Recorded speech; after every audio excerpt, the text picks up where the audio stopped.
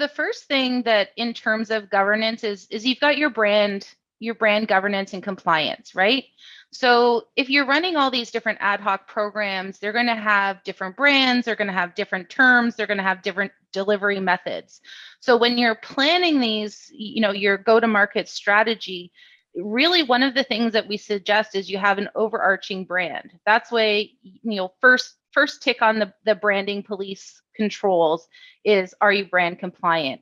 The second thing is that you can take the terms and conditions, and all these different initiatives have some core terms and conditions that you want to set in place.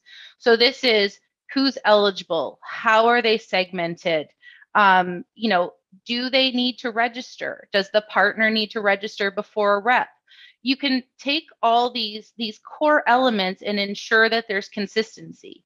The reason that consistency is also good in terms of the outcomes you get from there is your reps and your influencers and your stakeholders in these various programs, they have one place to go. They have one set of rules to go against, and you can ensure that those are in place.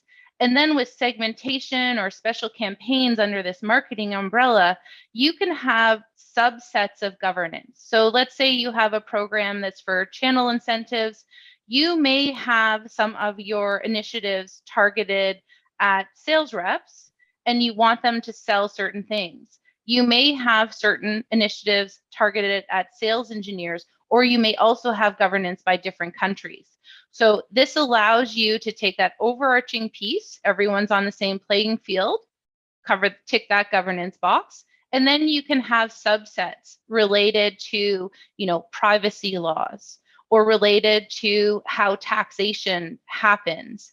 And it makes it easier for your partners and their reps and their influencers and their sales engineers to know what's expected of them.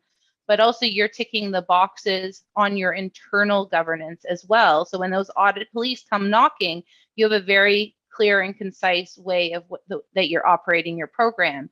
And then last but not least, your legal team has one set of rules to review. You go through that process once up front, and then from a taxation perspective, you're collecting that in one spot. So for instance, in the US, a 1099, a company can only issue one of those against an SSN number. Whereas in, say, the UK, you have to pay the pay tax up front, or in some countries, you can't pay the rep at all. So you have to pay the reseller, and then they put it on payroll. So these are the types of things, by doing those things up front, you tick those boxes, you make your life easier, and you do it once.